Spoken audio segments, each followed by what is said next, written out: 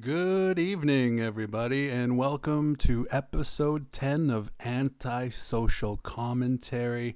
We are going to be talking shit about the movie Smokin Aces. Smokin Aces, hell yeah. And we're just going to go ahead and set the movie on 000000, and we're going to push play at the exact same time. If you would like to watch the movie along with me, just push play at the exact same time. Here we go. So the timer in the movie should line up relatively close, but nothing's perfect. So we're going to push play on Smokin Aces. Right after I do this, I forgot about this tradition, right? Smokin Aces, directed by Joe Carnahan. Antisocial Commentary, episode 10. Here we go. Action. All right, so we're going to push play on Smokin Aces in 3, 2, 1, play. All right, here we go. Now, if you lose your place because my timer is fucked up, first of all, I would like to apologize. But also, you can kind of see it right there, but not so much that it not so much that it goes against any copyright law, but just enough that you can see whereabouts I am in the movie if you are following along. But I do this podcast for me, and for me, Smokin Aces 2006, even though I saw it in theaters in 2007, January 27th with my friend and his baby mama, I think it's one of the coolest movies ever. And this beginning here, with the intro where they're, I'm telling you what's happening. They're priming you, is what Joe Carnahan has said. They're priming you for the storyline that's about to come here. I'm going to turn it up here. It's not that up in here, but they dive right into painting an everyday, normal kind of routine life for these two agents. And this scene right here. Right now they're talking about piss, but it's like this this scene completely ad-libbed.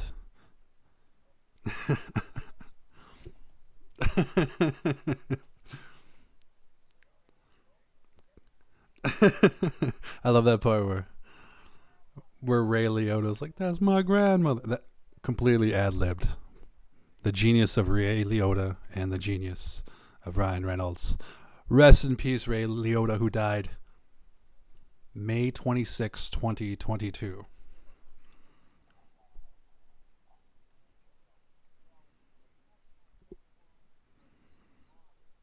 Yeah, I love the night vision filter. Yeah, man, this is like one of my favorite movies of all time. And I am going to eat a popsicle while I do it. While I do this commentary. I apologize, but if I don't eat ice cream, how am I supposed to stay so out of shape? Gotta do it.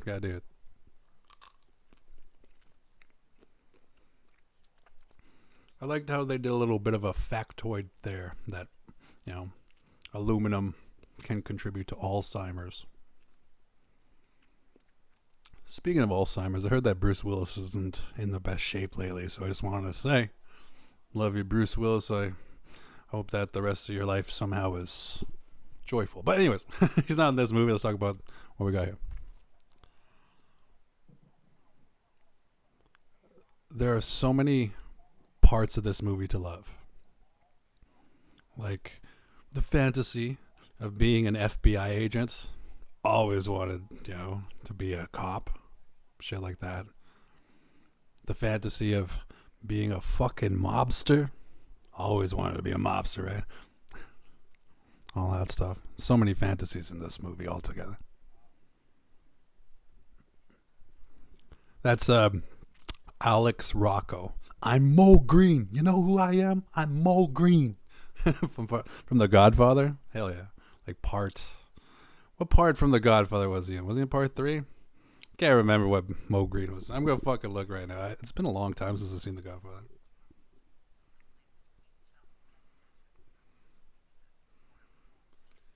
Which Godfather is Mo Green in?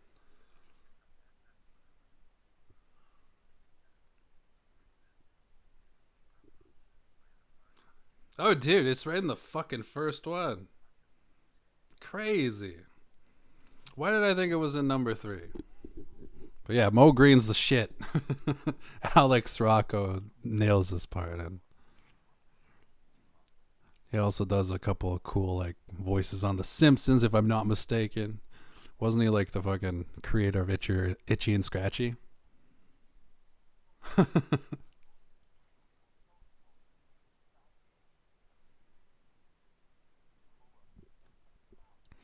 Now I'm imagining that if you watch this movie, you know what happens at the end, so I can talk about the ending and how everything kind of leads up towards it. But I love the misdirection in this movie, and then it being surrounded by a magician whose job is misdirection. The misdirection here being that Primo wants, Buddy Israel's heart. And they think it's death, right? But it's...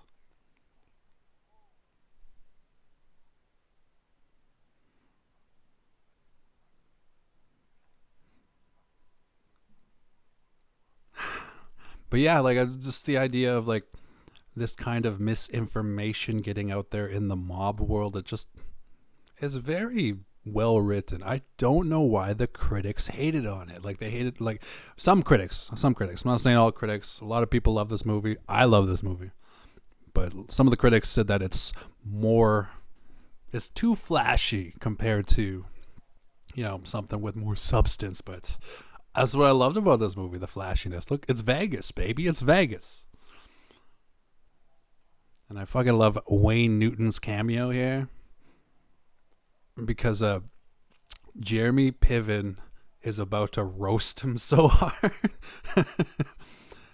And when he roasts him, like, like, it's in the movie forever. So good on Wayne Newton for taking that, Then we have the introduction of another misdirection. We think that Ben Affleck is going to be the main character. So, here's the roast. Oh, I love that. When he tells Wayne Newton to retire. That's so good. But I love the way they make Ben Affleck look like he's the star of the movie.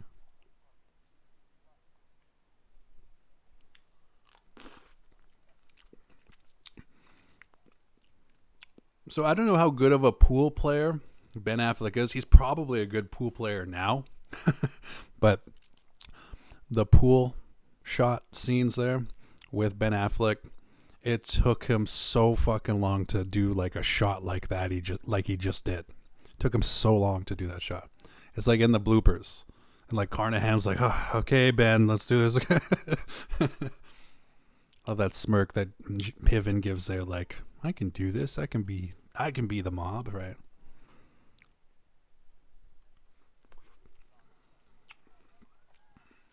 There's Joe Carnahan right there, shooting the gun broad daylight. To him, I believe what he said there was, that was his nod to the movie Heat, because he's such a big Michael Mann fan. And speaking of Michael Mann, the person that Ben Affleck is like, one of the people that Ben Affleck is part of, like the bounty hunters is what we'll call them. The bounty hunters, Peter Berg was in a movie called Collateral. I think that was directed by Michael Mann, if I'm not mistaken. So just connecting that from that way. But yeah, there was Peter Berg. Not the guy with the big beard. The guy with the big beard, his name is Martin Henderson. But Peter Berg is the guy with the glasses there. And Peter Berg always reminded me of, I have really cool cousins. And one of my my cool cousins have this friend. Peter Berg always reminded me of their friend Cece. Looked like him the entire time growing up, and respect to both. I love this scene there. Garcia, Liotta, Reynolds, just 3 legends doing their job. And the cool thing about this movie being in like 2007, I guess like they were like Liotta and Andy Garcia were legends going into this movie, but like a movie like Smokin Aces contributes to Ryan Reynolds' legacy in my eyes, because for me, Smokin Aces is my favorite Ryan Reynolds movie overall. Out of so many fucking Ryan Reynolds movies, like Van Wilder, or like, dude, that one of my ex-girlfriends made me watch the movie Definitely Maybe. That was actually a really good movie. You know, Deadpool was fun, shit like that. So one can argue that Ryan Reynolds is the main star of this movie, but for me, it's Jeremy Piven, baby.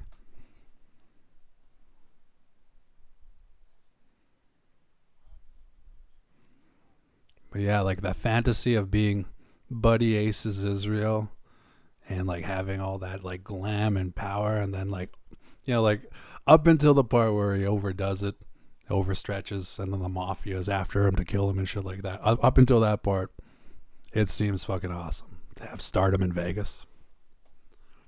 Another reason I love this movie.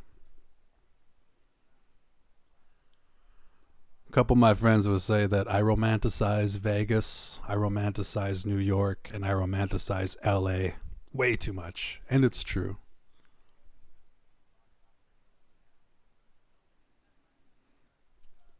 Common is so good in this movie there as one of the bodyguards. We'll group Common in as the bodyguards with two others there, but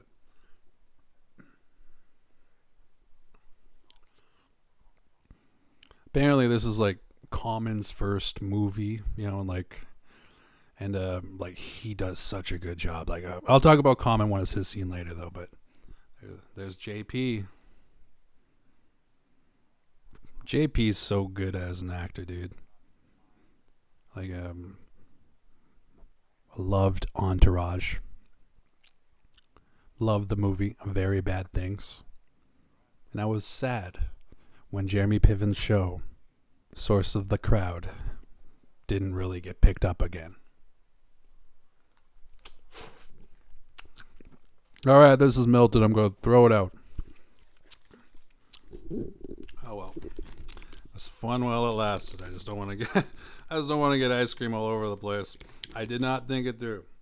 Too into the movie to eat it. But yeah, you have the introduction of Alicia Keys and Taraji Henson. And man, that chick playing the pimp, I don't know her name. I can't remember her name. But she plays the pimp so fucking well. Like, you would believe that is a pimp in real life, you know? Like,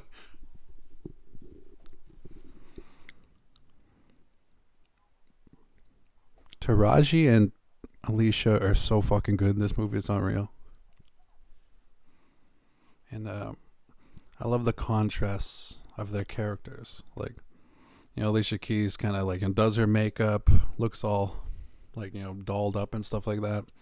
And then Taraji, she's not wearing any makeup or anything like that, just natural beauty.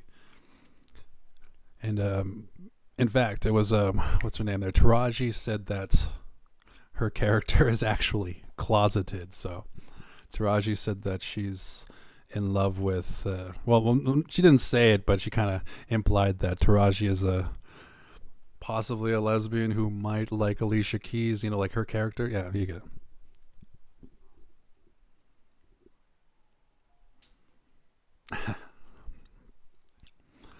And this guy here, Nestor Carbonell.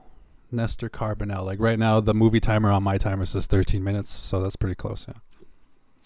But yeah, Nestor Carbonell. Like I recently saw him in a show called The Morning Show, and he does a really great job in The Morning Show. And it's where he works with like Jennifer Aniston and Reese Witherspoon and a couple other people there. But like that first season, and that was good for The Morning Show. There's Peter Berg lining up his shot.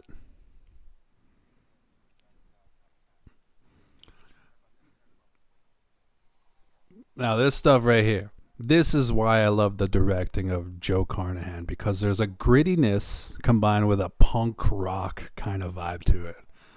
And the Tremor brothers are so fucking cool.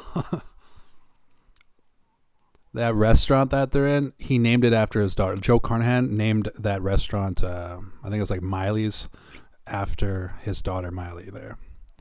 And then if you watch for a plumbing truck or something like that, there's a plumbing company logo that says his son's name.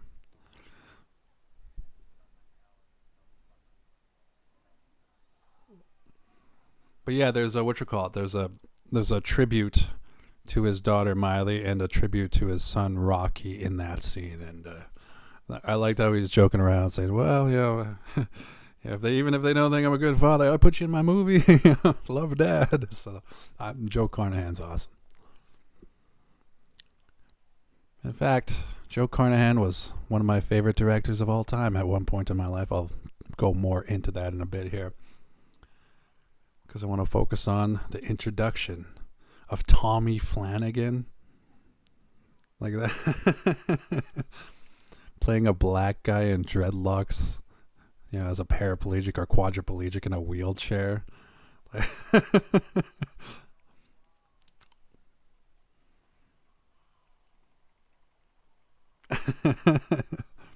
Yeah, I loved how cheeseball that is. That's why, like, that's one of the reasons I love this movie is it's good cheese, right? All of entertainment can be summed up as cheese.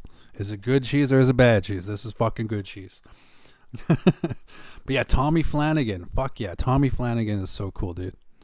Tommy Flanagan and like Braveheart, Gladiator, Sons of Anarchy, has that scar on his face because somebody like cut him with a knife, I think, when he was younger and shit like that. And it works for every fucking character he's ever played, though. Like, talk about using your scars as your strengths. And Tommy Flanagan does that. I mentioned Tommy Flanagan in Gladiator, actually. My Antisocial Commentary episode for that. And Martin Henderson right there. Martin Henderson is actually a pretty good actor because, like, originally he has that, like, English accent. And honestly, I didn't know that. If you can't hear somebody's English accent and they come to America and they act and you can't hear it, like, you're a good actor. He's a good actor.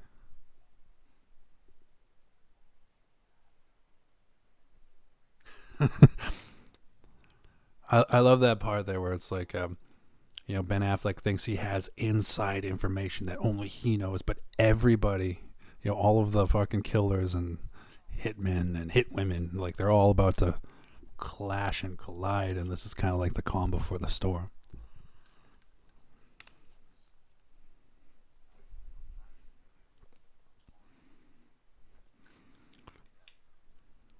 There was something that Andy Garcia said. I had it written on a piece of paper here if I can find it. What the hell did he say? There's something beautifully tragic about his character. And yeah, definitely. Because the entire time you're kind of like, what the fuck is this FBI agent doing? But it's kind of like he's trying to do the right thing. But it's like tragically beautiful, right?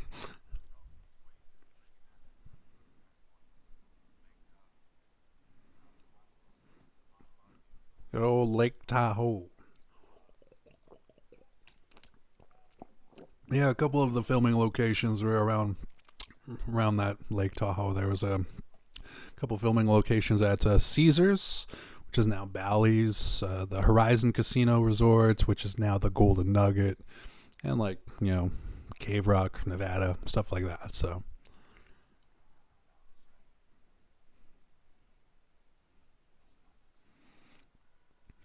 and that lingering score by Clint Mansell is so good throughout the entire movie. That score is one of the things that made me love this movie that much more. Dead Reckoning. It's like throughout the entire movie there. And this this scene's so good, dude. So good. A little bit too CGI, but it was at a time in movie making where CGI was just kind of in between practical effects and full-on CGI. So here they kind of use a bit of both. Like that picture of the horizon or whatever the hell it is in the background there, that hotel, that's on green screen or something like that. If I'm not mistaken, they built like some sort of replica or some shit like that, and it's actually not it's not the actual outside of any hotel or something. They kind of made that up, which is awesome, right? Movie effects, shit like that.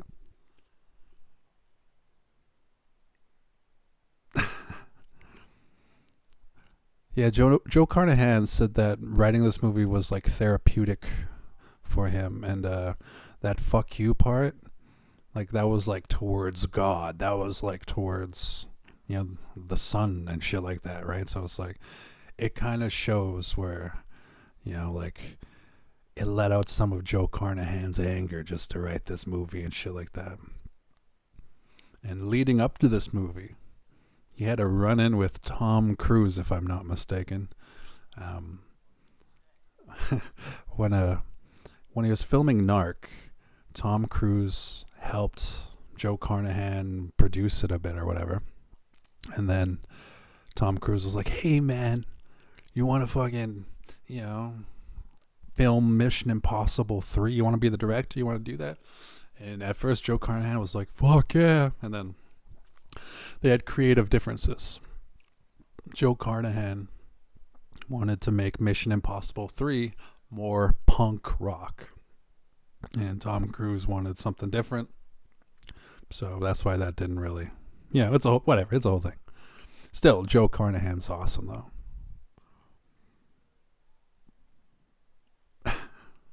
And Joe Carnahan joked in one of his commentaries as well that what you call it, the jizz on Buddy Israel's coat is to show that nobody is safe, not even Buddy Israel's coat from a big lotus big lotus semen from whatever.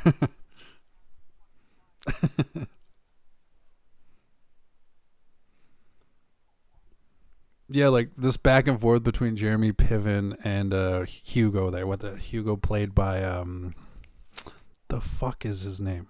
Hugo is played by Ben.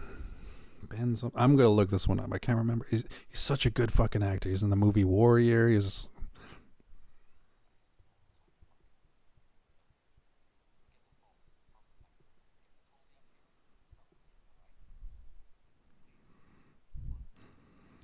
Joel Edgerton. Why the fuck couldn't I remember Joel Edgerton's name?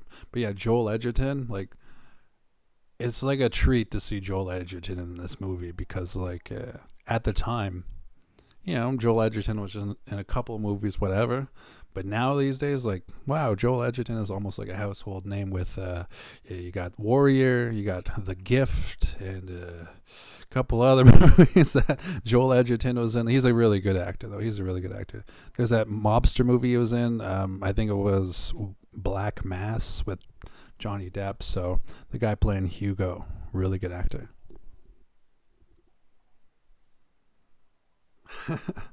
Badich.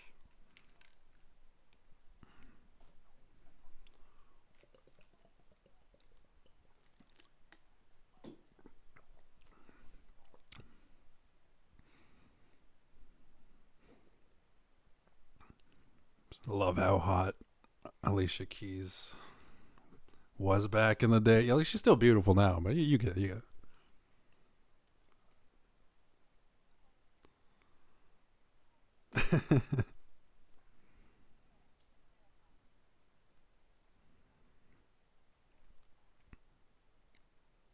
Sorry, I just like this scene. It's a really good scene. I haven't seen this movie in years, which is why, like I'm captivated. Like it drags me right in. And this is actually Joe Carnahan's, like one of Joe Carnahan's favorite scenes. Jason Bateman, like fuck, just to see all these like big names in this movie, it's unreal. Special shout out to what the hell's her name there, the casting.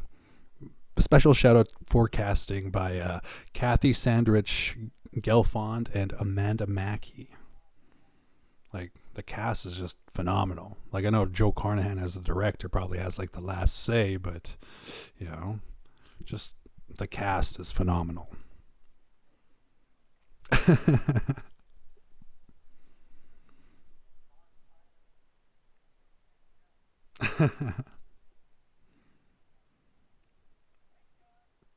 That's a really good monologue, actually. I never realized that monologue, right? Like Jason Bateman has the floor for like a minute and a half for like that monologue. It was really good. And his dirty old herpes fucking makeup and prosthetics there.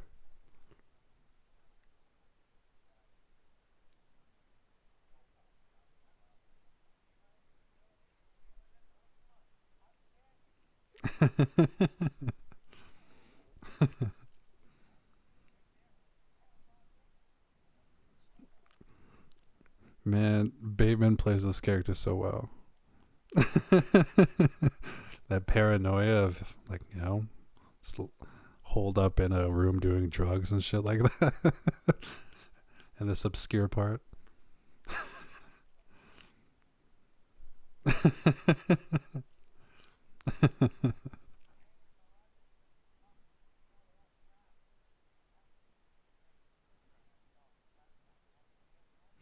But yeah, to see Jason Bateman in this movie like blew my mind. Like, you know, like in the long run, just because, you know, it was coming off of like Arrested Development and stuff like that, or it was around that time, right? So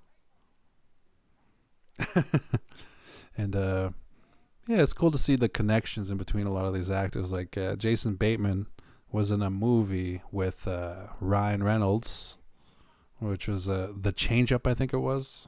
Also very good.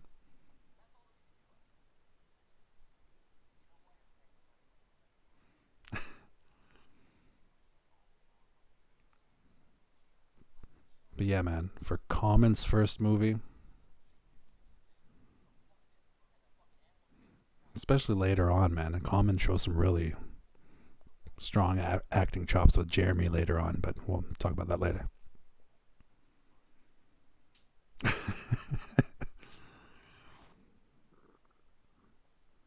I love the makeup and costume designers. Like, you know, that big mole that Joel Edgerton has on his character there. So Joel Edgerton is from Australia, playing a Russian. Who, yeah, just I don't know, it's brilliant.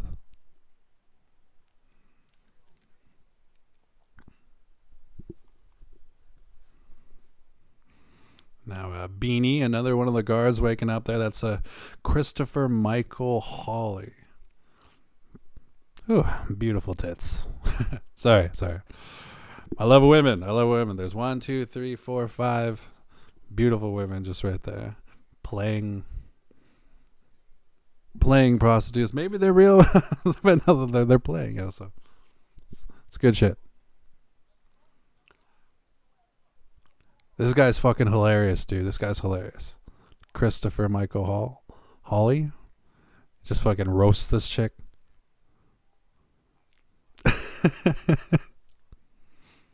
This girl right here, this woman that's about to fall through the table, that's actually a stunt woman. Apparently it was one take. Apparently.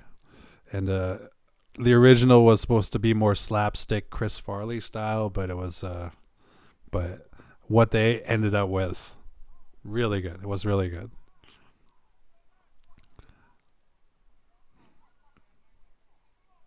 Yeah, that stunt woman. That stunt woman did such a good job in that scene. Her back is like bleeding.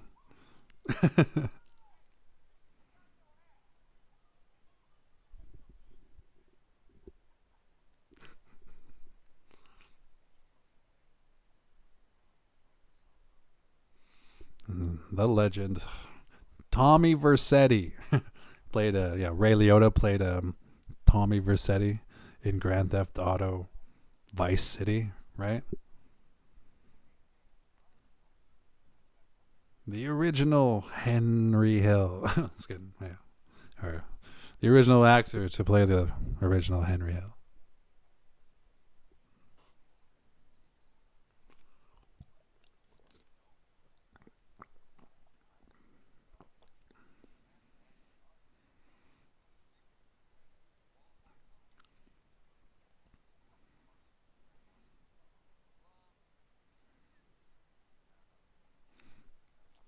Yeah, I love how they give you little hints throughout the entire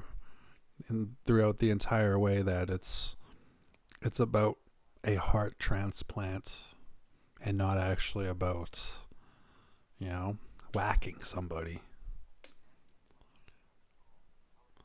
And yeah, just I love that black and white with the red car and shit like that. Just like I said, Joe Carnahan, there was a time where he was like one of my favorite directors of all time, right? And then I kind of started realizing that, yeah, most directors, they get a couple of good ones, and you know, now it's kind of like everybody's my favorite director. But yeah, Joe Carnahan was one of my favorites for sure. And one of his quotes is, "Lack of money always means a surplus of creativity in the best case," right? Like, which is really, really good, really good. Perseverance, all that shit. But the reason I love Joe Carnahan as a director, obviously Smokin Aces, my favorite of his. That's my favorite. It'll always be my favorite. You got Smokin Aces, The Rip, Boss Level, The Gray, and Narc. In Narc, he worked with Ray Liotta, and what you call him, The Gray, you got him working with Liam Neeson, and then Boss Level, you got him working with Frank Grillo, and then on The Rip, you have him working with Ben Affleck again. And yeah, man, it is shocking to me that out of those movies that I picked there, that are my favorite Joe Carnahan movies that he wrote and directed, out of all those movies, Smokin Aces, my favorite, is the lowest rated out of all the Joe Carnahan movies that I truly love there out of those 5. I just think it's crazy that it's the lowest rated, dude. And coming up here is a really good music choice.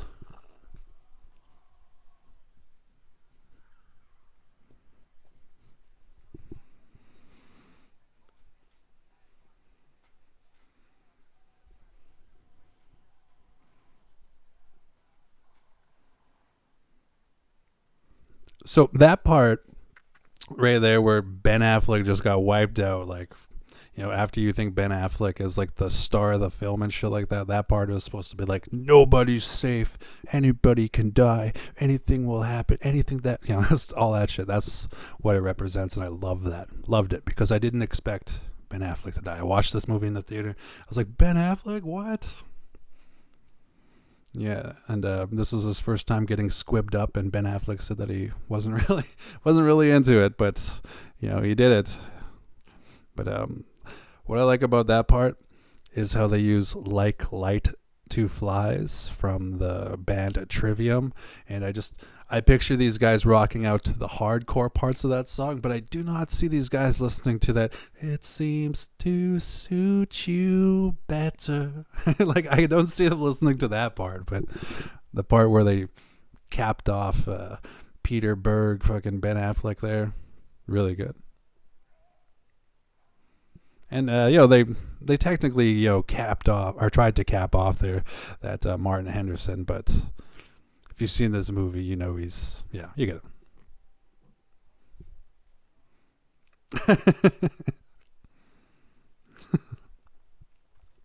This role here,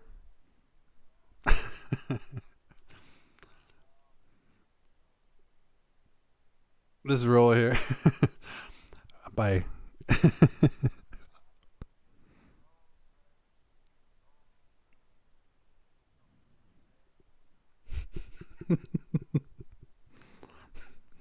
this role by Chris Pine here was originally given to Michael Shannon.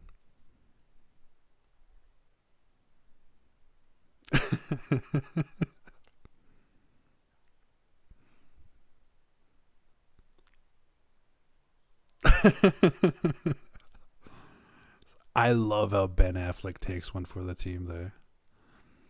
And I don't know if there's cocaine on the set, but if you look up Ben Affleck's nostril right there, you can see something white there, man. Yep. But yeah, you see, like that Chris Pine role was actually given to Michael Shannon, and then because Michael Shannon was extremely rude to I think it was a costume designer named like Mary Sophie or something like that.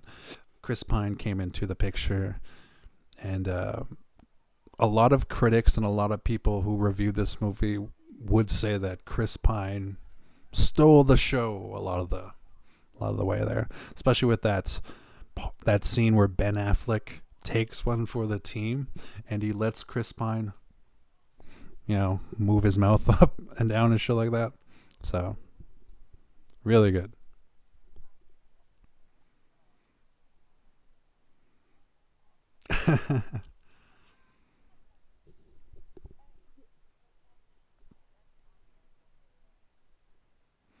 Yeah, what you call it?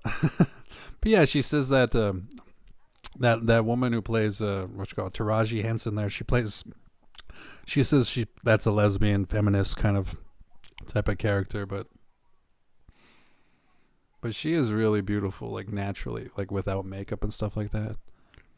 I think it was her idea to not wear makeup, if I'm not mistaken. I think she was like, "Hey, Joe, this woman wouldn't wear, makeup and shit like this. She comes off as a feminist." And I think Joe was like, "Yeah, roll with it."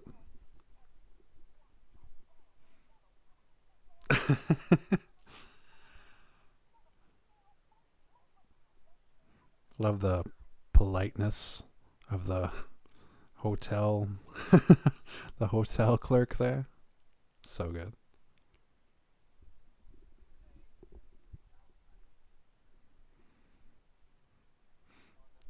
This part's really cool too, because hitmen, they're just like us, man. They got to get ready for it. No, but no. Tommy Flanagan. Love this part.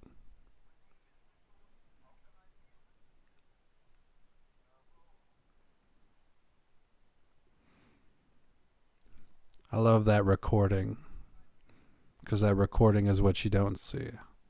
Like, just, "My name is Vitoli. How can I be of assistance?" And the fuck yeah. So good.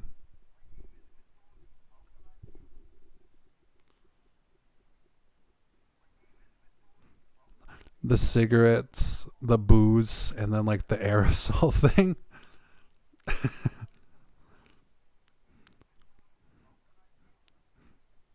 I love that. He's smoking a cigarette, drinking some Jack, and like spraying his throat down, trying to get into character. And then he gets a better character here.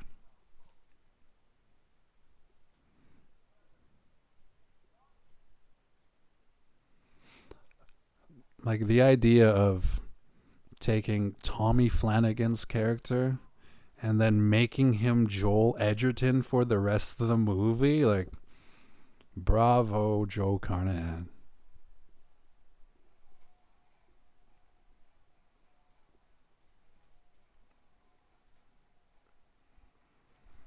But yeah, that scene where like Tommy Flanagan like touches the door, it's like his character is fantasizing killing the person on the other side of it and stuff like that. Works on, well, 2 levels.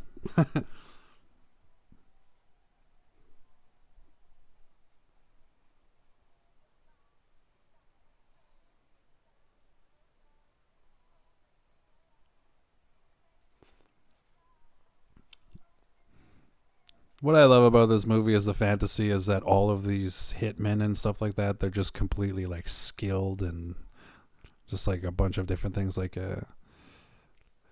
what you call it there, Tommy Flanagan's making a prosthetic mask to look like Joel Edgerton. Like, come on, like that's crazy. And there's good old Booger. What the fuck's his name? Curtis Armstrong now.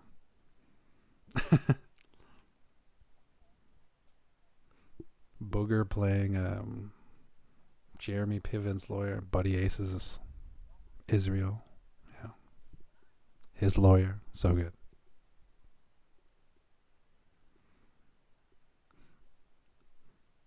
Everywhere Curtis Armstrong goes, like, they must call him Booger, like everywhere he goes, because that's like literally.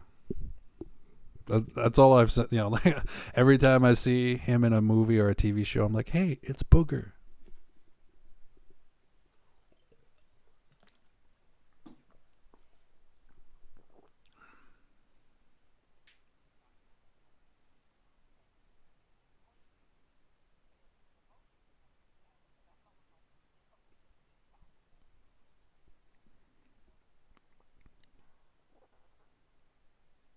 Yeah, I love the disheveled nature and the deceptive nature of or the disheveled look and the deceptive nature of Jeremy Piven's character. And this is actually Jeremy here. Like he learned a lot of card skills from R. Paul Wilson in training for this movie, so that he can do that sleight of hand stuff and become really good at handling cards and shit like that. And right there, when he makes those three aces and the Joker card appear, so good.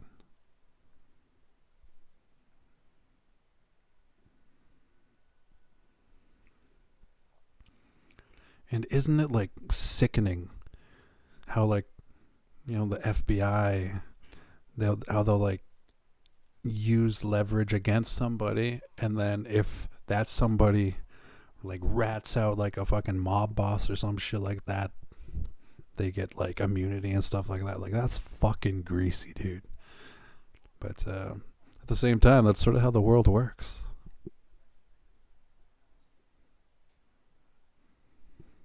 And that guy right there is Matthew Fox. We are 40 minutes, 40 seconds roughly. Hey, that timer's pretty good today.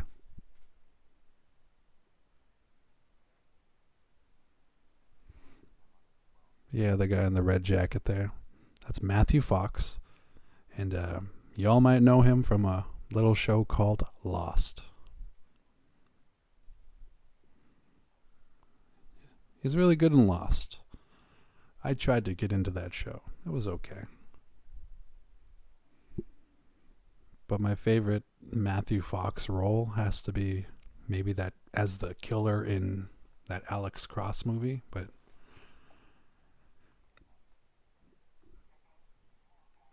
yeah, it's hard to recognize him with the mustache and wig and stuff like that.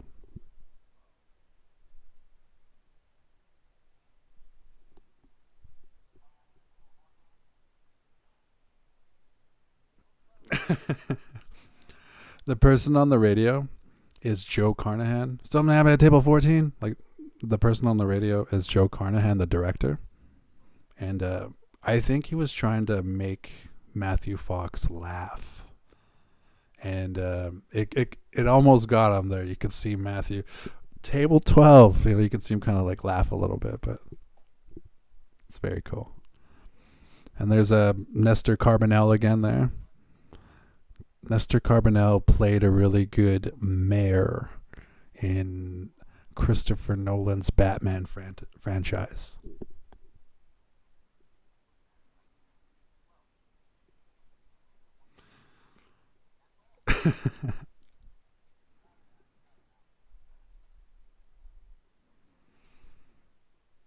Nestor Carbonell was actually one of my favorite assassins in this movie because he has that ability to be a sheep, no, a wolf in sheep's clothing. The way he's playing Matthew Fox right now.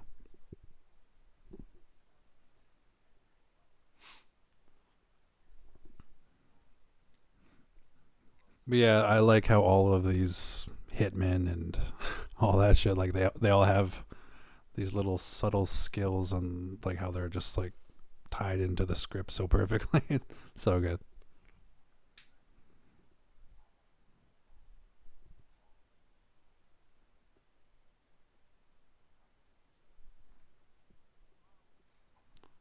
Fuck yeah.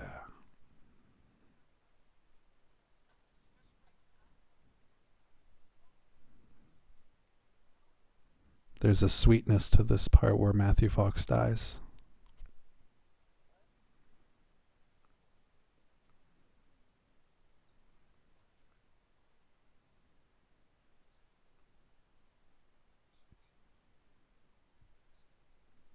This is arguably Nestor Carbonell's best role. When he talks down a dying Matthew Fox.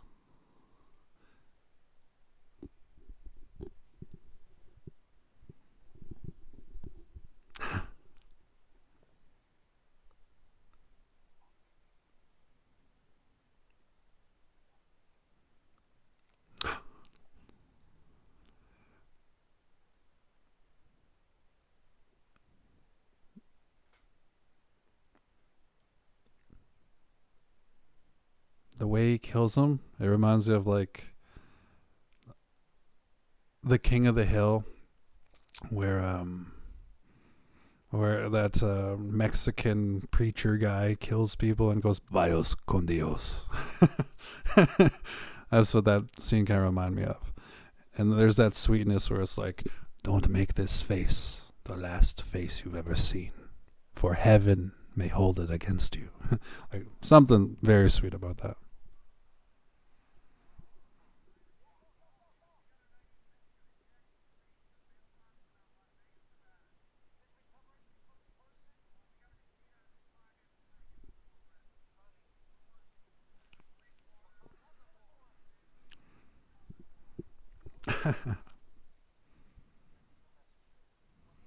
Carnahan is such a good writer.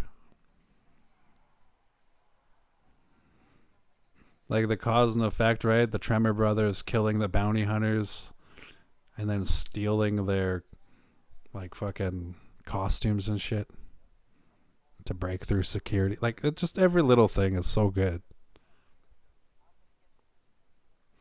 And then in the background you can hear different versions of Clint Mansell composing Dead Reckoning just a little bit differently. And then holy fuck is Alicia Keys hot.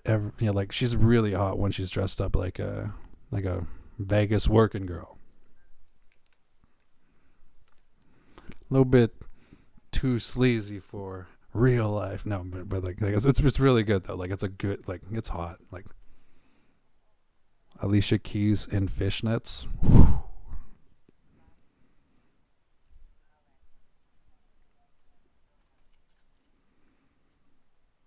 Man, I want to shoot that big 50 caliber gun that what you call it, Taraji is holding right now.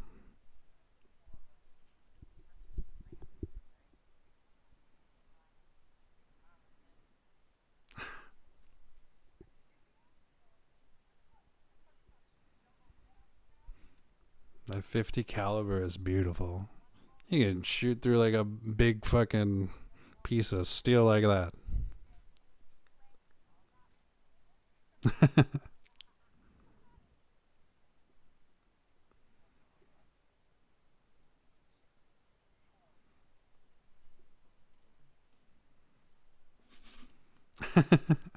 There's her closeted attributes as the character that she plays there.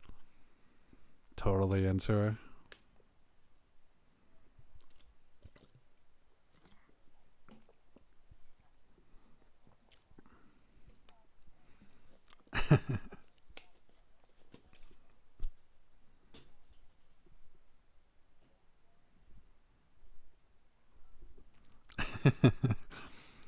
I love how there's like a little subtle subplot where Taraji is always trying to pick up Alicia Keys.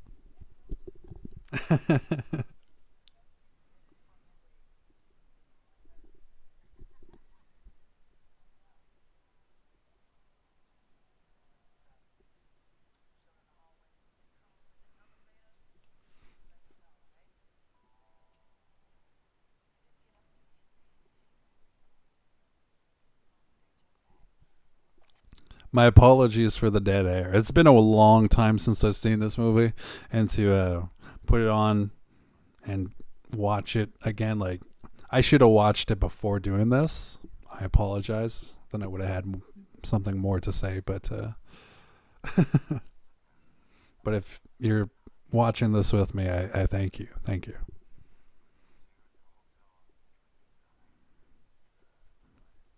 But that scene where like Mo Green is asking what's going on and they're like it's quiet, and then just the juxtaposition of that with all of the killers being in the hotel already kind of thing. It's really good. Joe Carnahan said that he based the script on It's a Mad, Mad World. Well, not based the script on it. It was inspired by like It's a Mad, Mad World. And what would it be like if Frank Sinatra just like overstepped his bounds with the mafia and all that stuff there when he had the Rat Pack and he was hanging out with all those mobsters and shit like that. And so good. And yeah, I heard that Joe Carnahan said that it was therapeutic to like write this script and all that, with all the drama he had with like Tom Cruise or something, stuff like that. And honestly, I'm glad the way things happened in order for this movie to exist, because like I said, it is my favorite Joe Carnahan movie. And if he was too busy making Mission Impossible 3 or whatever the hell, like if he was way too busy, then he never would have made Smokin Aces possible, most likely. Or like the timing and like the cast, it wouldn't have been such a perfect storm of just like a deadly ensemble of characters.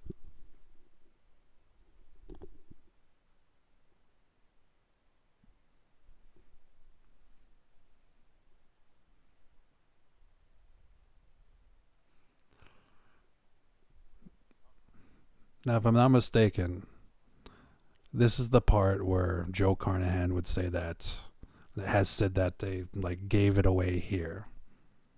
Right? Like if people didn't catch on there, then they're not going to catch on until the end of the movie. But right here, they kind of show you that it's about Jeremy Piven's heart and being the same blood type as Primo.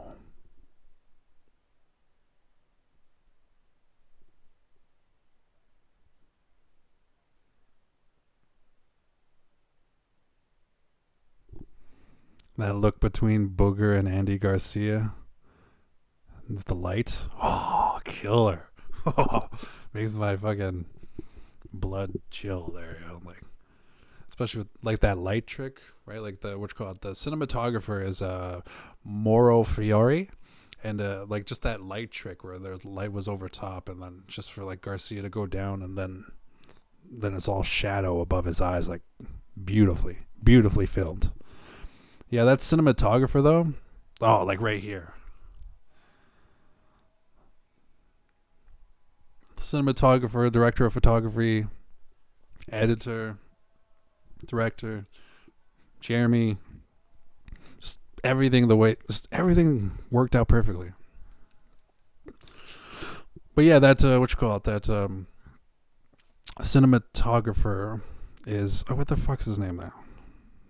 Fuck, Mauro Fiore is the director of photography. Sorry, and he did some things like Training Day, Spider-Man: No Way Out, The Equalizer, Driven with Sylvester Stallone, and Get Carter with Sylvester Stallone. And it's just like, just so good.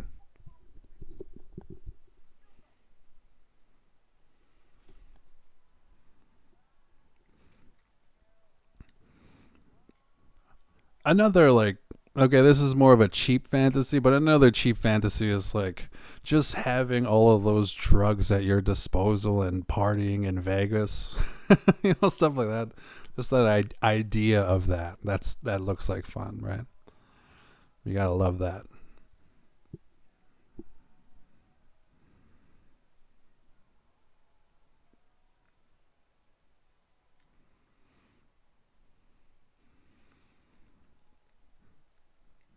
Jeremy Piven was actually in another Vegas style movie called Very Bad Things. I think I brought that up earlier, but it's another character where he goes to Vegas.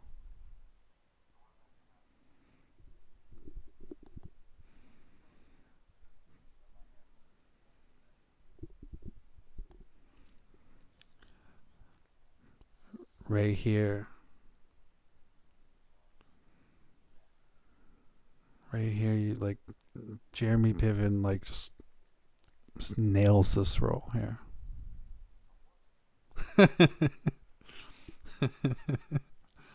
When he says he's working.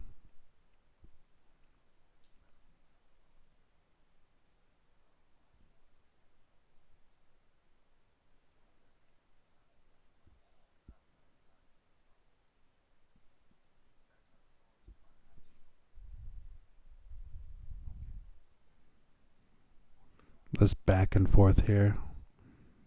Like my props to Common,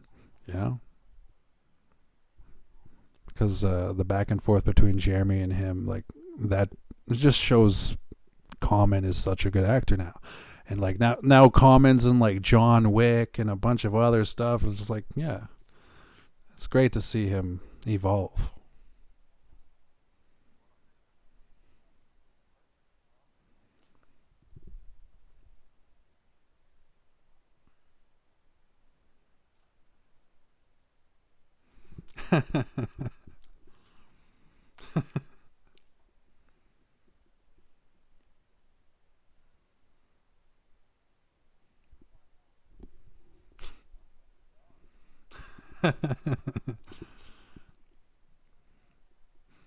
Their tattoos.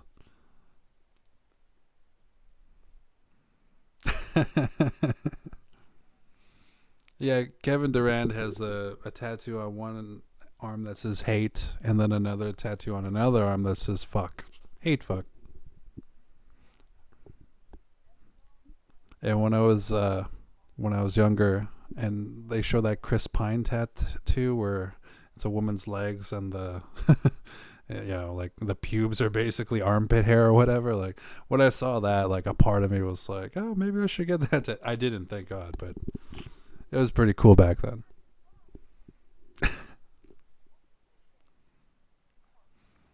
This kid's so obscure in this movie. That kid is as obscure as Jason Bateman's character.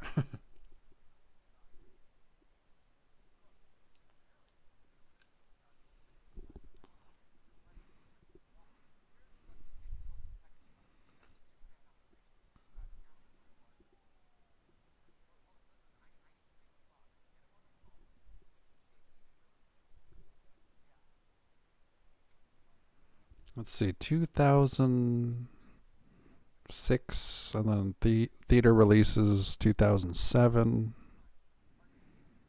So I guess this was closer to Wolverine. Like there's a movie that Ryan Reynolds was in with Wolverine at the beginning there. The Wolverine, was it just Wolverine? That my Marvel universe isn't up to par right now. But when he was in that movie, Wolverine or whatever, and he played like Deadpool, and people were unhappy with it, and like Liev Schreiber wasn't in and all that stuff. Like, I like that version. I like that movie. I wasn't upset with the way Deadpool worked out then, but I am glad they corrected, Deadpool in regards to the comic, and then making him real on the screen there. But yeah, sorry, I just crossed wires with that Wolverine Origins Marvel movie there.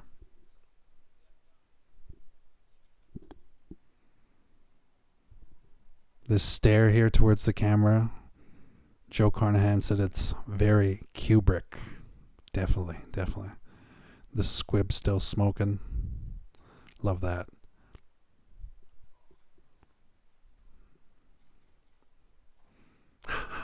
And you hear that loud thud, that big when what's called Christopher Michael Holley gets shot, and as the character Beanie, and he hits the ground. When he hits the ground, that's actually the actor Christopher Michael Holley. That's why he's so notable, right? Like that guy taking one for the team. Fuck yeah.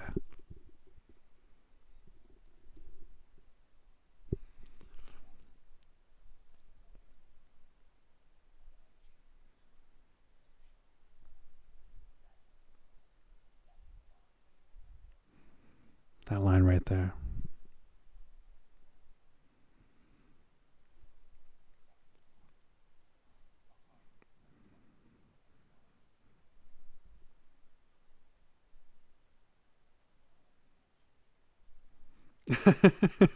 But fucking Jeremy is so good in this scene. That's why I'm just captivated. But like, you see that his character is in fact all about deception. Even his career as a magician, all about deception and misdirection. And just the way, like, he was kind of explaining to Common that like he's larger than life, what I choose to show you, stuff like that. Just shows the craziness and the overstepping of Buddy Ace's Israel to get into this place where, everybody's after him and he's holed up in a hotel room at the top of a tower like in a video game or some shit. There's something really cool about that. And not to mention like the makeup and shit like that, like of somebody who looks like they've been holed up in a hotel room doing cocaine for days and days. So good.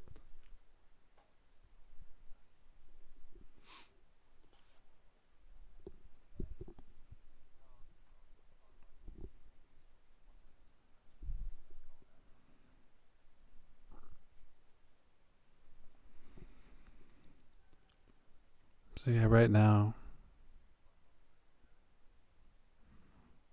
Aw.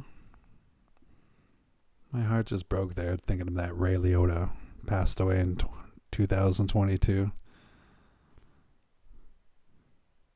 This part's so fucking... This whole movie's good, but like...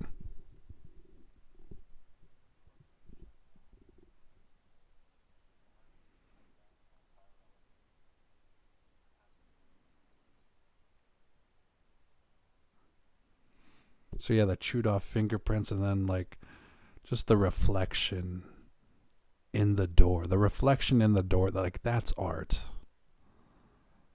And like the multiple what you call it? The assassin, you see him in the mirror and he's like in the mirror like 3 different times. Just like there's something symbolic there, whether it was intentional or not. That this guy is the killer and he's a master of disguises as well. Just like with like him and Tommy Flanagan, I consider them like the disguised hitmen in this movie, right? And just for like Ray's character to pick up on it. And then, oh man, watching Ray die though, that hurt. Rest in peace, Ray Liotta. I'm going to try not to cry in this movie because there's nothing really to cry about, but I might cry at the end. I might cry at the ending. We'll see what happens here. So yeah, that flare, that flare where Chris Pine lights the cigarette, that thing is scorching fucking hot. I played with a couple of those flares before. They're hot.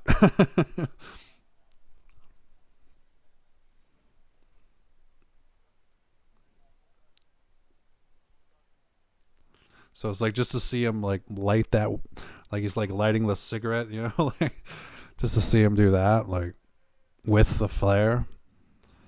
That's good acting. Go above and beyond, and what you call it? Chris Pine went above and beyond and lit his own cigarette riskfully. It's awesome.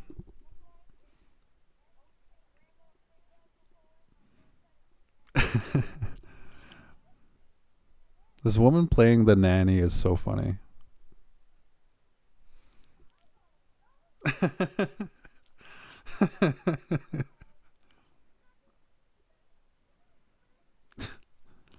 So yeah, that kid is bullying that guy because that kid takes like karate lessons or something. It's so relatable to how people are in real life, Take a couple lessons, you turn into a bully, right?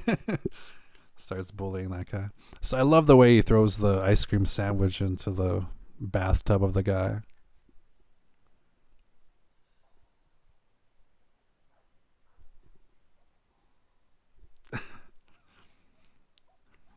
And the granny has like the cheat codes for this kid.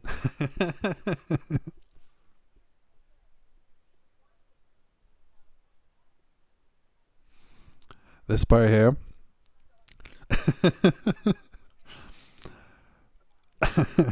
This part here, Jason Bateman was like, hey man, let me put on a bra and panties. And they're like, yeah, okay, that's your idea, fine, go ahead. I just think it's funny that Jason Bateman was like, hey, we should do it this way or I'm not good enough. But just picturing Jason Bateman like floating that for Joe Carnahan and then like being stern on it. No, I'm gonna wear bra and bra and panties. And it's such a good little laugh too, where he's just sitting there watching TV, and then you see he's wearing like a bra and panties.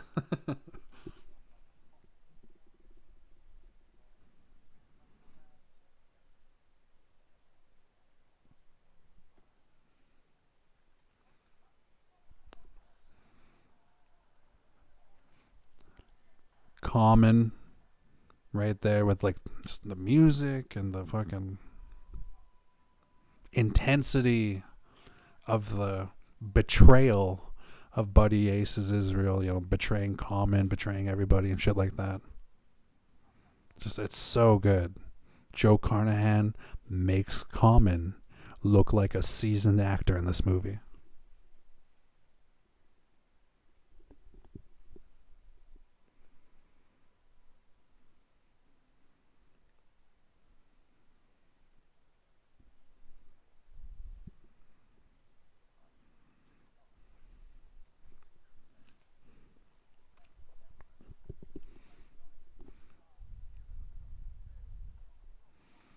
Aw.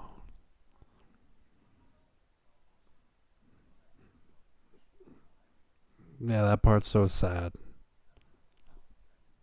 You with me, baby? Hell yeah. Love that part. You with me, baby?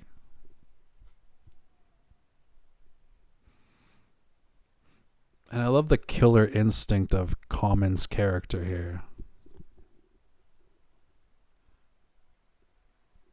Oh, dude, that I've seen him before. That cop right there. I've seen him so many other places before. I wish I can place him.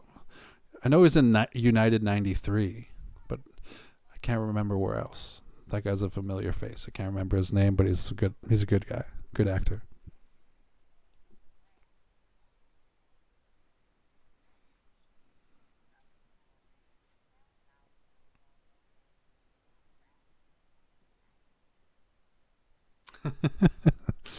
Taraji still trying to pick up Alicia Keys.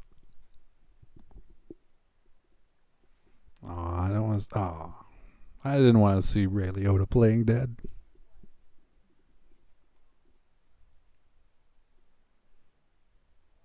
Yeah, I'm gonna cry at the ending, dude. I'm totally gonna.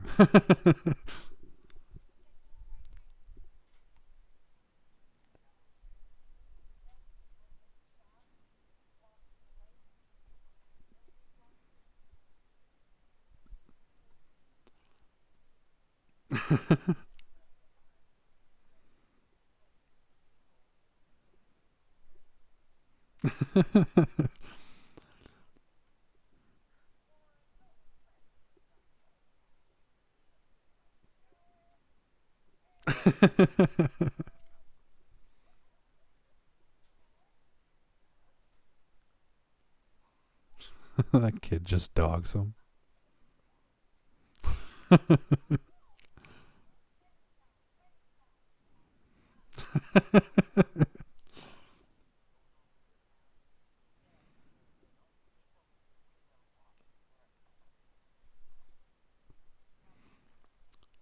That woman's demeanor reminds me of cousin Eddie in like Christmas Vacation and shit like that.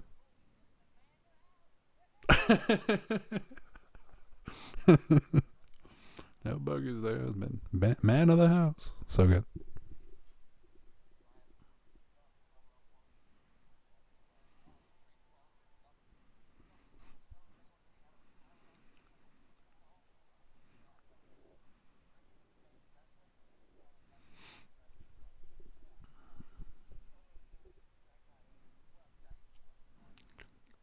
That nerdy guy does a pretty good job in this movie.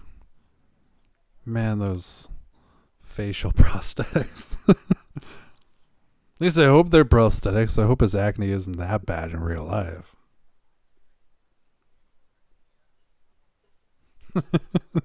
That'd be funny if it was. If it was his real face.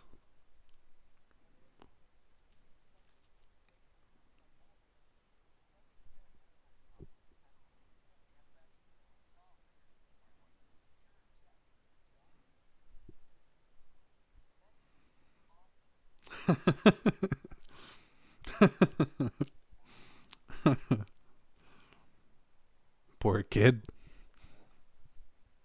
He's trying to work part-time at the hotel there. That didn't seem odd to you. I just work here.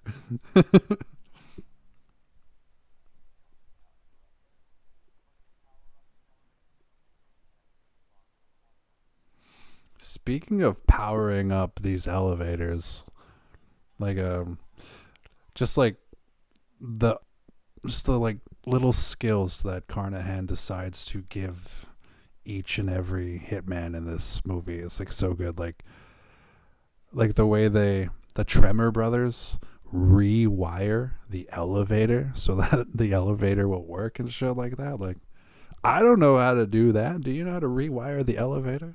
I'd have to call up Otis.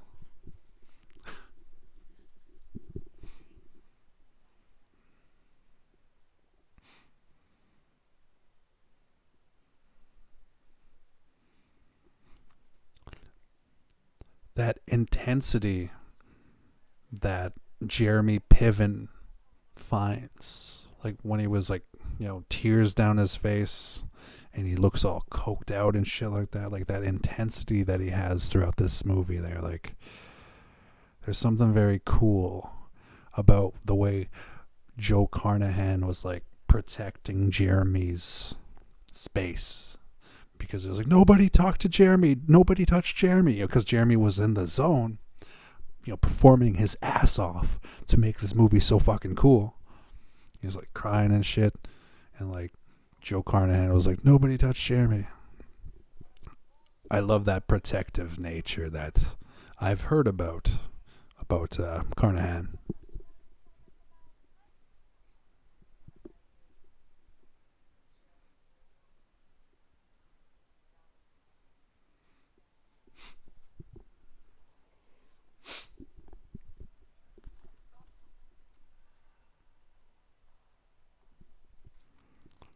Okay, maybe it's not a killer instinct. As soon as you see the smoke, like the way Common backs off, like at first I was like, for some reason didn't remember the smoke, but I remembered Common backing off, and I thought that was his killer instinct. But if you see smoke coming out of an elevator like that, I'm out.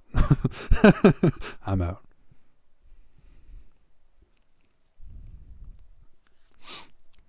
I think this is the only time where they switched Jeremy Piven's hands to like a different magician who knew card tricks just a little bit more than him, or is it? And then they switch back and forth to the real Jeremy, right? I think. But yeah, right here, where Jeremy's like crying and sweating and snotty and coked out and like I can almost tune into Piven's emotions. I can almost feel it. Like I can almost cry with him if I were to try, And then Booger's intensity.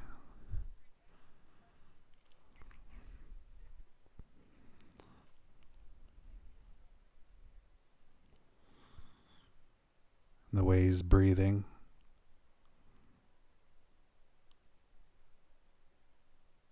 Fuck, what a performance. I've always thought Jeremy Piven was an underrated actor.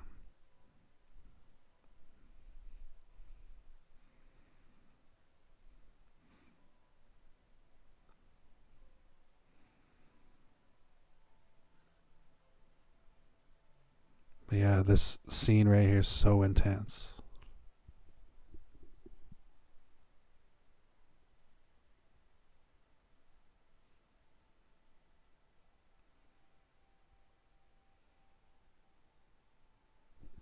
Just that like hand movement thing that he did there. It's almost like a fuck you, God, is this what you wanted? I feel like there's something to it, man. There's something to the way Jeremy did that. It was just it's so good, man. Fuck yeah. Should have been an actor.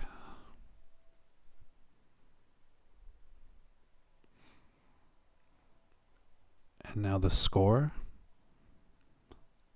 The score and the music, like there's like a music box sound to that Dead Reckoning, Clint Mansell track that he composed for this movie.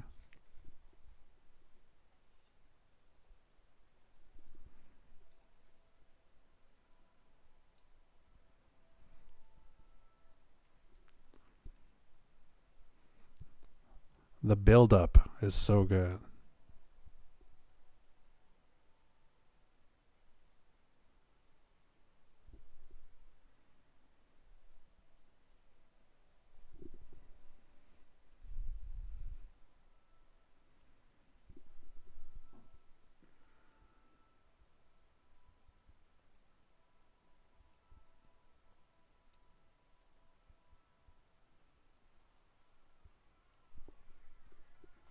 Hell yeah.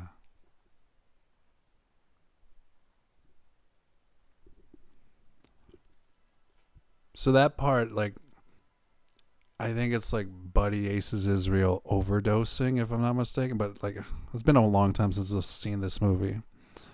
I think the next time you see, fuck yeah, next time you see Buddy, I think he's already under. So it's just so intense. And even though like a lot of these movie tricks and stuff like that, like clearly, like, obviously Carnahan's a huge fan of action movies, all kinds of movies and stuff like that. But when they do a scene where everybody like lines up and starts aiming their guns at a door and shit like that, like that's just such a classical, like such a classic movie, action movie trick kind of thing.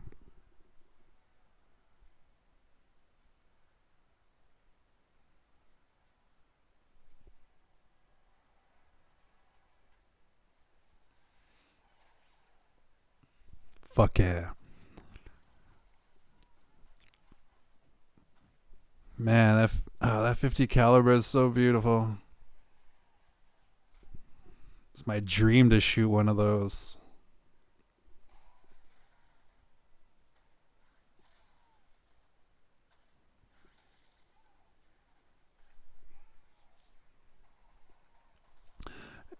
And all of the, like, the shooting, cops and robbers, bad guys style, the way they're like reloading and like just firing and reloading, firing and reloading. Like they had to do that kind of trading leading up to that movie, just like for countless hours. And Ryan Reynolds says his hands will never be the same again because they're all calloused from handling the gun and becoming so prolific at handling the gun and reloading. And then, oh, dude, I forgot that Ray Liotta comes back to life to save that woman. Fuck yeah.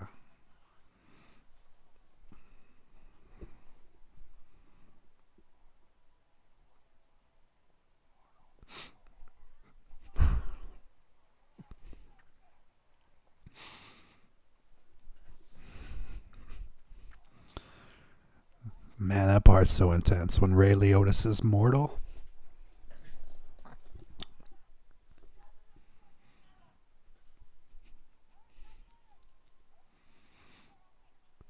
Rest in peace, Ray Liotta.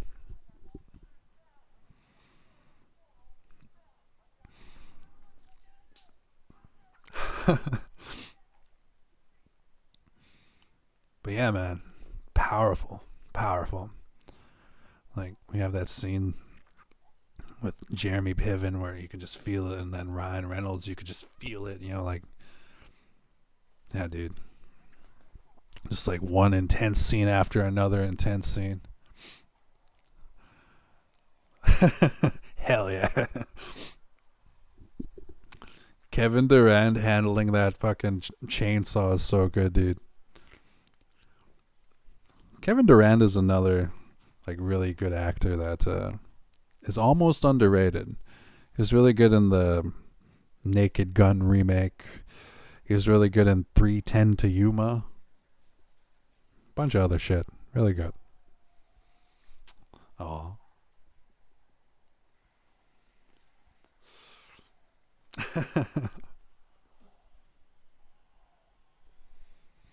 Love the line sound effects.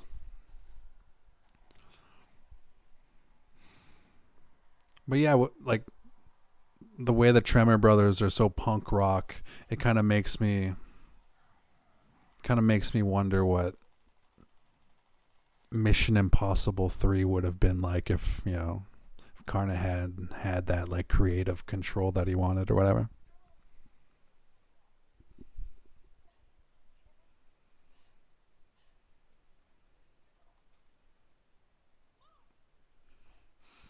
Oh, and Taraji's intensity here because she thinks that she's dead, man. Like, oh. And then the music.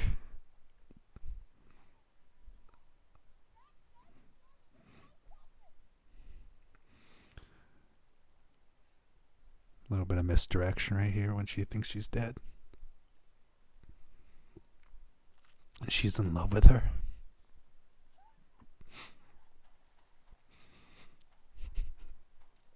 You can feel it. Hell yeah. While she fires the fucking 50 caliber.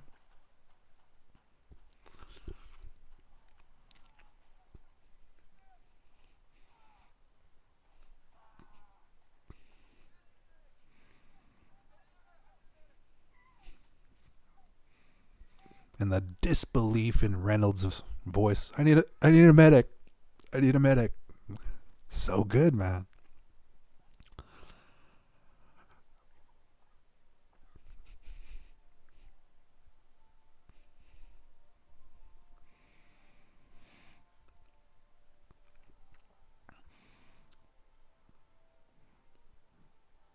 That music, the acting,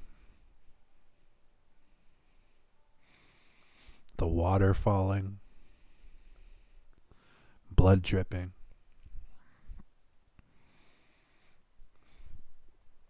It's like the perfect movie. Fucking Buddy, fucking overdosing on the ground, feeling his heart. The feds showing up in the fucking helicopter to fucking take Buddy Israel away. Shit, like, there's so many things going on, man. I don't know why the critics didn't praise this movie. You know, like, this movie was made with $17 million. And when I think about it, like, that's like the cast. You know what I mean? Like, how did they ever make this movie? You know what I mean? Like, $17 million and like the big name actors that are in here, like, man, they must have worked for like scale.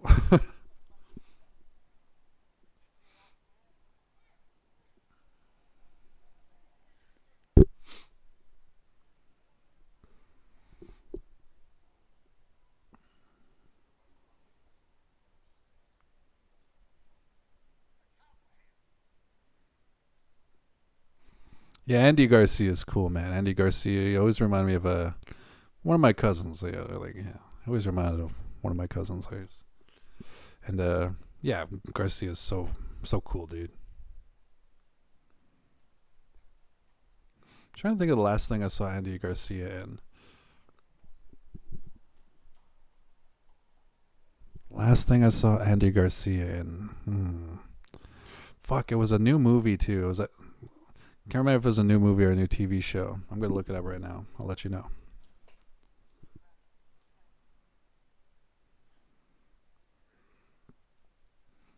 Andy Garcia.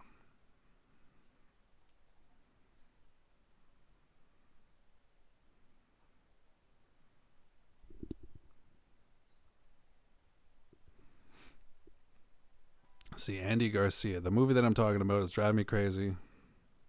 The fuck was it? Because he played some like boss dude.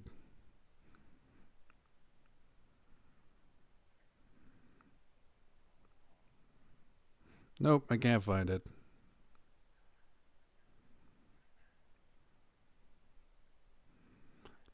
Oh yeah, I was watching The Mule, directed by Clint Eastwood. That's where I saw him last time. But I love his movies like The Untouchables and shit like that. So it's like Godfather Part 3 was actually really good. I liked it. I don't care what critics said. Except for the stab a man with glasses kind of thing.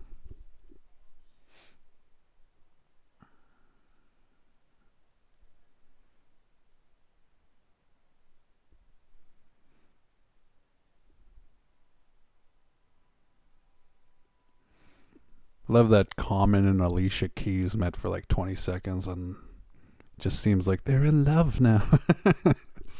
Movie magic, baby. Alicia Keys has been noted as saying that this character in Smoking Aces, she loved it because it was such an opposite of the characters she normally gets to play. And yeah, for me, best Alicia Keys movie, Smokin' Aces. But I don't think anybody calls it that. Hey, did you see that that Alicia Keys movie, Smokin' Aces? I don't think anybody calls it that.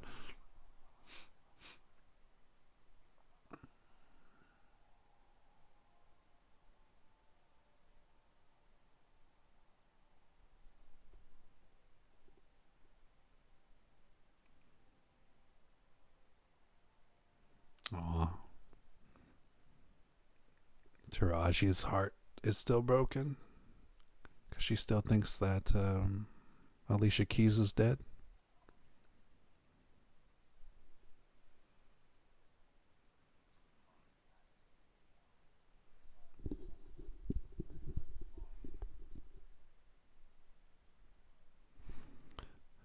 The guy who plays the Swede, man, the guy who plays the Swede, the doctor there, like, he is so fucking good in the movie The 13th Warrior. Go check it out.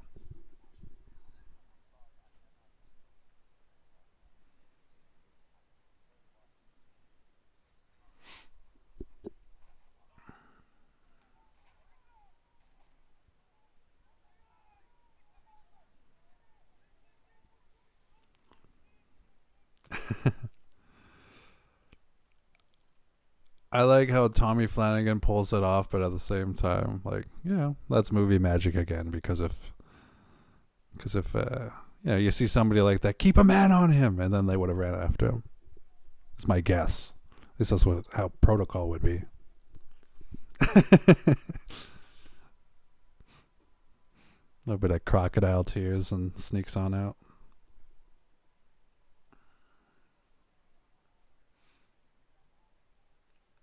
Wow, does that mean Tommy Flanagan found a security guard and killed him and then took his uniform and we just didn't see it? That's cool, dude.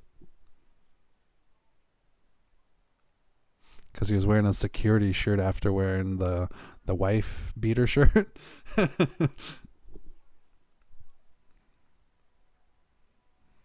The scene here, Ryan Reynolds walks into a white sheet, if I'm not mistaken. Looks really good. And then they white out.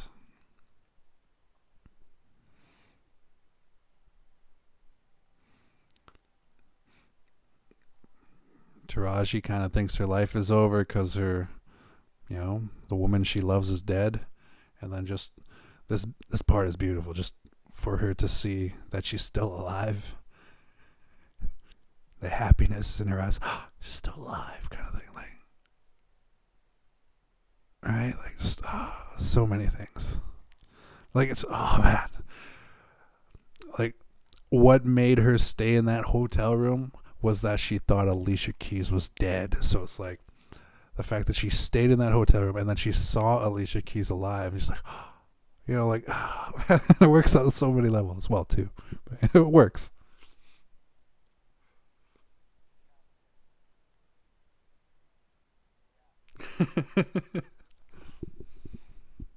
Captain Kirk does such a good job in this movie, man.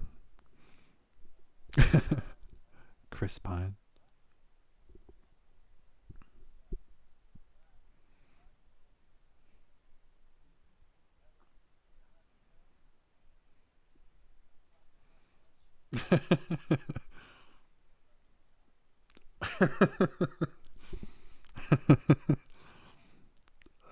This is one of the most obscure exchanges in the movie.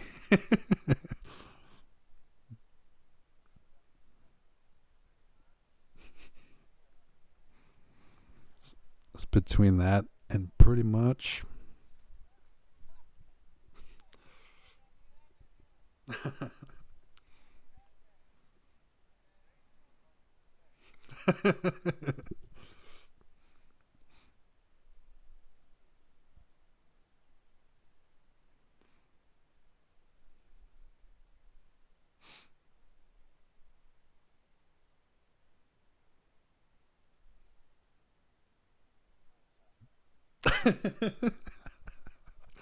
Apologizes.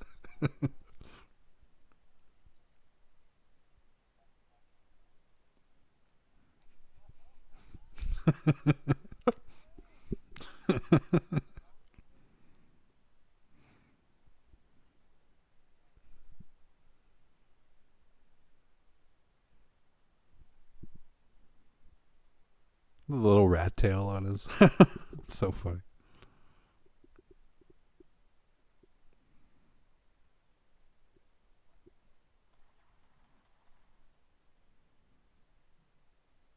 That was a really good decision, though, to like cap up Chris Pine by like not even looking at him and just like that was a good decision to do that. I love that. It's one of my favorite parts. You know what? This movie is one of those movies where every part is one of my favorite parts, especially the ending coming up here.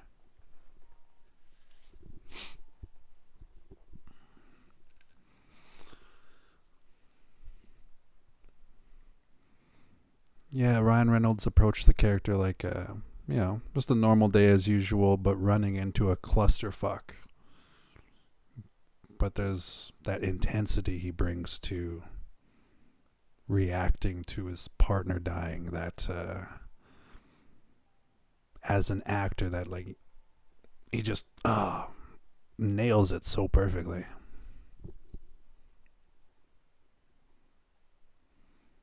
And really good makeup too, because it's like shrapnel or whatever from when what's her face was shooting that gun and shit like that. Is that the right term? Shrapnel from a like shit flying around. I don't know.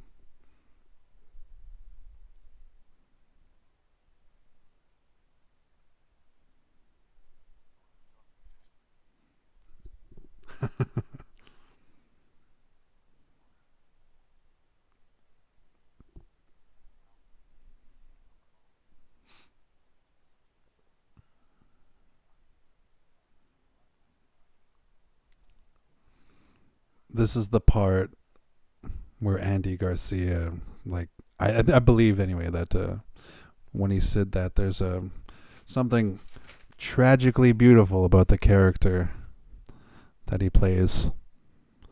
Like this part here where he thinks he's doing the right thing that led to the death of Ray Liotta and, like Carruthers, I mean, all that stuff. They're like, this part I think is why he was like, wow, that character's cool.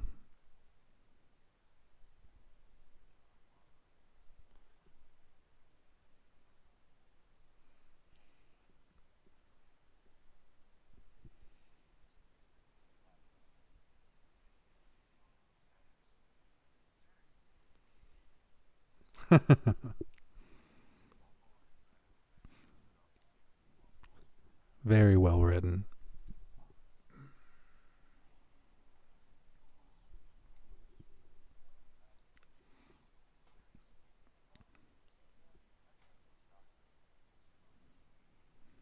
Sorry, this ending is pretty intense, so I'm just going to kind of feel it.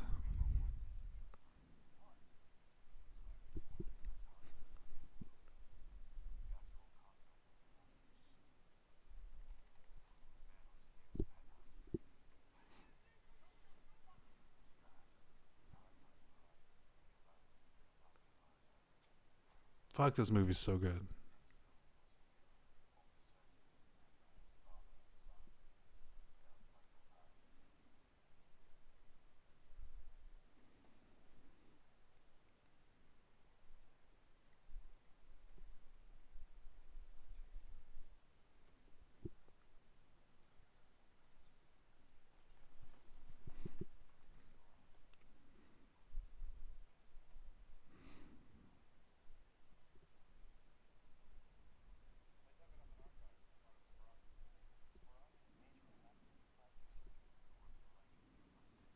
It's a mad, mad world, ladies and gentlemen.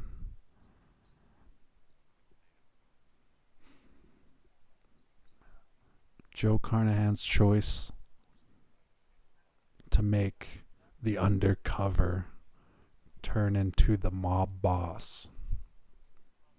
Mind blowing. Like when I first saw this in theaters, I was like, just like jaw dropping.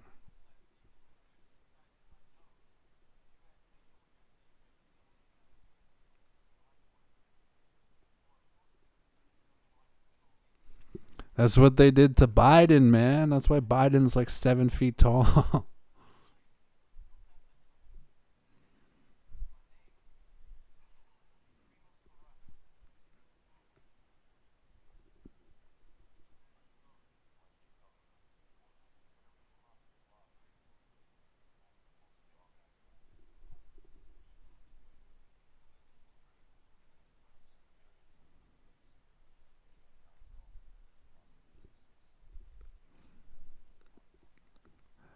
This conspiracy story, like for me, this conspiracy story, this adding that to the whole hitmen all aligning at once and meeting together at once, just like, it's so much fun.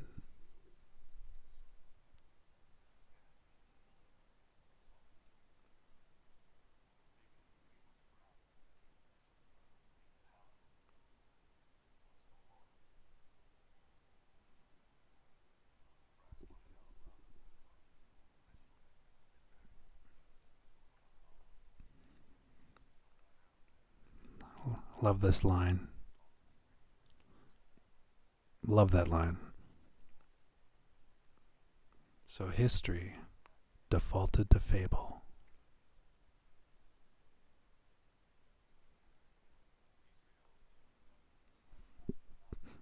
That look that Reynolds gives. Still not worth my partner's life.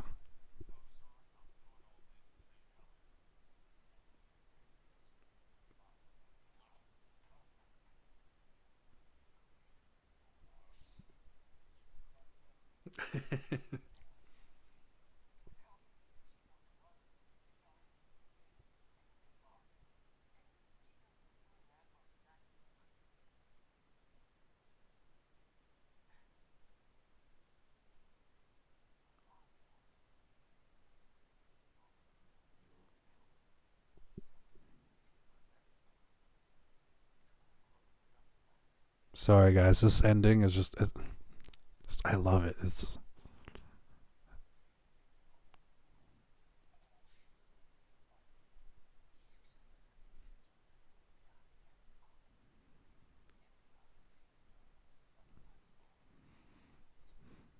that back and forth.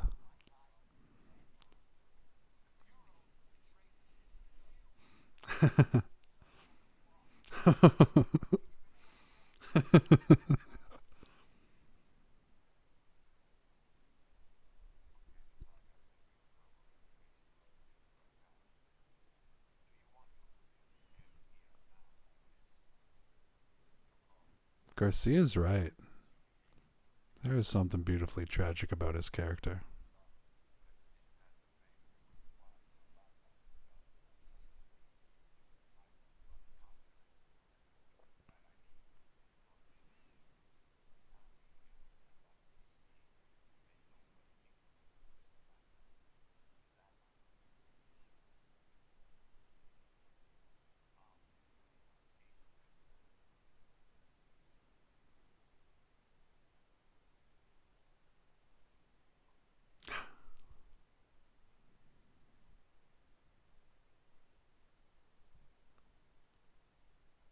Fuck yeah. Right here, the music kicks in right there. The music. The way the music starts building up. This ending is legendary.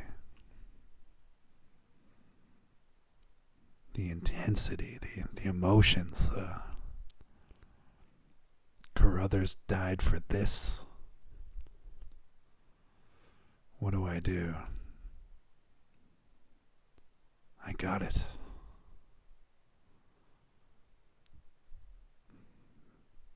To honor my dead partner Carruthers, I'm going to make things right.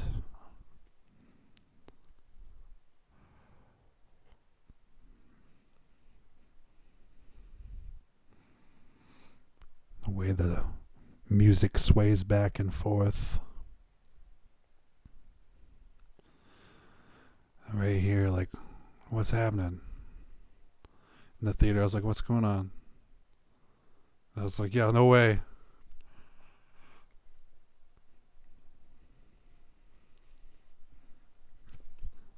Hell yeah.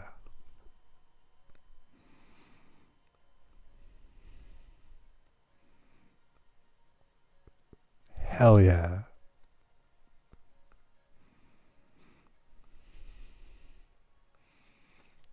Consider this my resignation.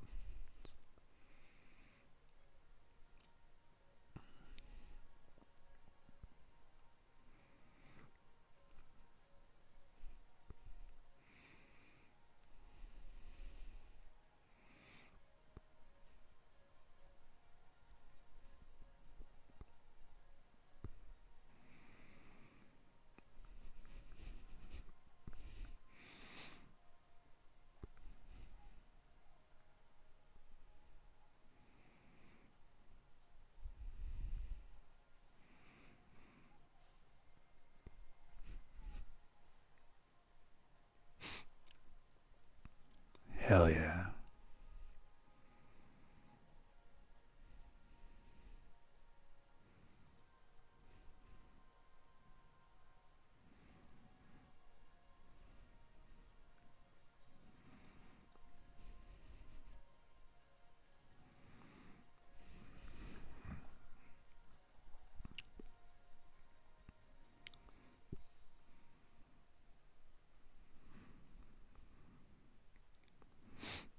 Hell yeah, man. Hell yeah, dude. Hell yeah. Oh god, that was so fucking good. Man, like in theaters, I turned to my buddy and I was like, that was like the best movie I've ever fucking seen, man. And you know what? Like the original ending actually had what you call it. Actually had Ryan Reynolds shooting his gun at Speranza and Buddy Ace's Israel there, and you know, just I'm so glad they fucking went with the ending that they did go with, because it's really slow burn, but at the same time, like just you realize why the character did that, to kind of honor Carruthers, and then he like quits and all that stuff. There's just like it's something punk rock, you know, something that Joe Carnahan wanted to bring to the Mission Impossible series, but there's something punk rock about you know, Reynolds being like, fuck the system that let us down, fuck the system that killed Carruthers. I'm taking out this mob boss, and I'm taking out Israel right now. Unplug. So good. So good. But yeah, there you have it, ladies and gentlemen. That was my antisocial commentary episode number 10 for Smokin Aces, directed by Joe Carnahan. I saw it in theaters a long time ago with one of my buds, and yeah, like it's always been one of those movies that you know, I love even more because I got to see it with a couple of cool people that, you know, like, yeah, all that stuff. So there you have it, ladies and gentlemen. That's the end there. So thank you for listening. Anybody who has, you know, chilled with me this long, thank you so much for listening. To my family and friends, love you, respect, cheers. Let's end this podcast now. But yeah, Joe Carnahan's Smokin Aces. You know, it's a fucking 5-star movie to me, baby. Fuck yeah. You with me, baby? All right, here we go. Here we go. All right. Smokin Aces. Wait, Antisocial Commentary, episode 10. Smokin Aces. Cut. Thanks for watching.